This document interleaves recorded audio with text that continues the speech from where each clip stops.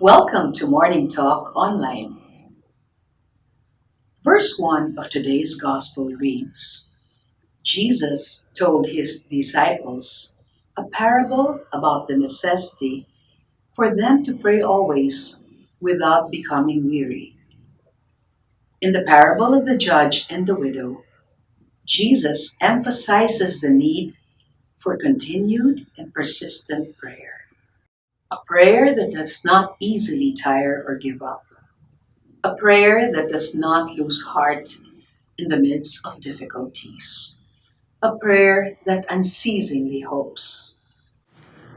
The Lord knew that He was not leaving His disciples in an easy world, that they must not give up on everything the Lord laid out for them through His miracles and good works, and completing the tasks that His Father sent Him to do in order to prepare for the coming of His kingdom. The disciples might have had to face many trials and difficulties. It was clear that Jesus' parable was not concerned with persistent prayer with a view to obtaining favors from God.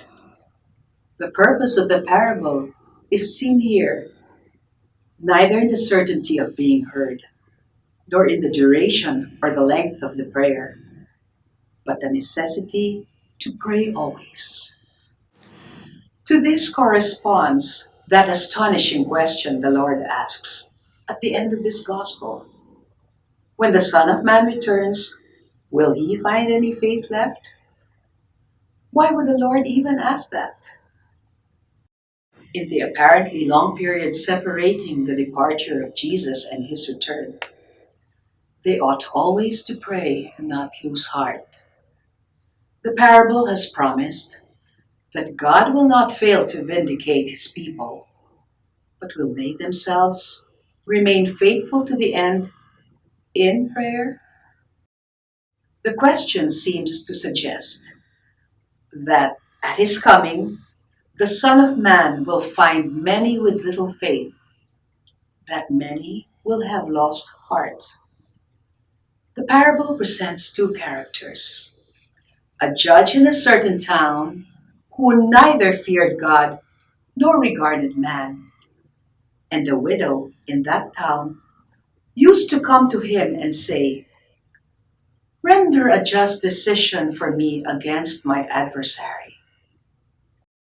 Here we have a stubborn, insensitive, and uncaring judge who was not willing to help the widow, but because she kept coming as if he were her only hope, gave in to her persistence.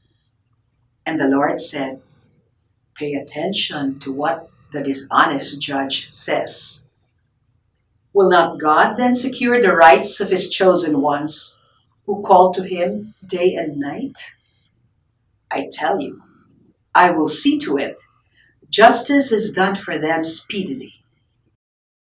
This is a parable which speaks to us of today's reality. The widow represents the injured party in our society who has no voice because she lacks the things which give people a real chance: money and connections, influence and power, health and charm. In the Old Testament, widows and orphans was a standard phrase for the poor and the oppressed. Does the parable focus mainly on the judge or the widow? As followers of the gospel, we can learn from the judge as well as the widow. The widow keeps asking for justice, just so the faithful should not lose courage. But the figure of the judge is instructive for Christians. Through this judge, Jesus refers to God. If this unjust judge finally gave in to the request of the widow, how much more our loving and merciful God? But does this text speak only of God? What is our task as the faithful? As believers of God, can we remain indifferent or neutral? How can we participate in the cry for justice? And what about our own prayer life? Do we easily tire and give up on our prayer, especially when we don't get what we pray for right away? Do we allow ourselves to succumb to spiritual burnout? There is so much that puts pressure on our faith, but we must never forget that it is a strong prayer that makes for a great faith. They must go together. The work of intercession, praying for others, praying with others, is a very powerful force in the work of faith.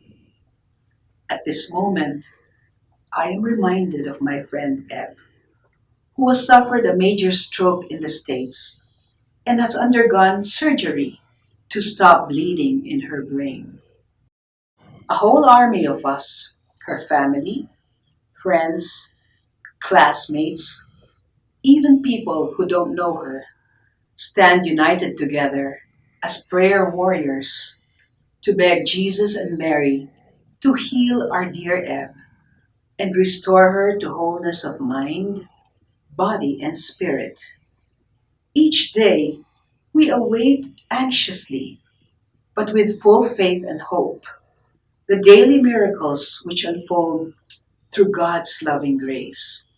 We pray and we believe in the many good things that will come for Eve as we ask you all to pray with us. Like the widow, we persist and remain ardent in our prayer.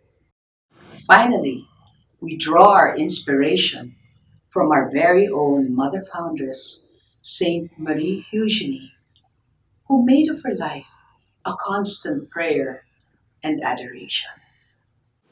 This prayer has been set to song by our very own Sister Marjo Matias, and I'd like to sing it for you.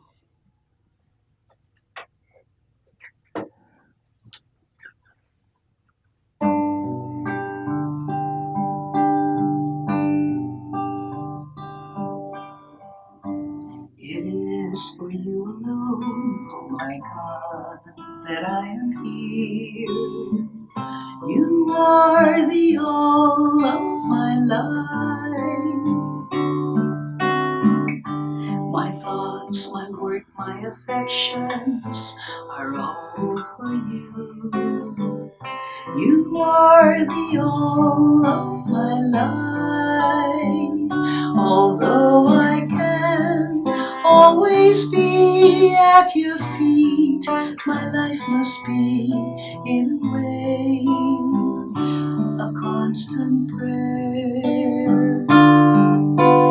Prayer must be the soul of my life. May each one of my thoughts, my affections be directed towards the fullness with which I want to belong to you.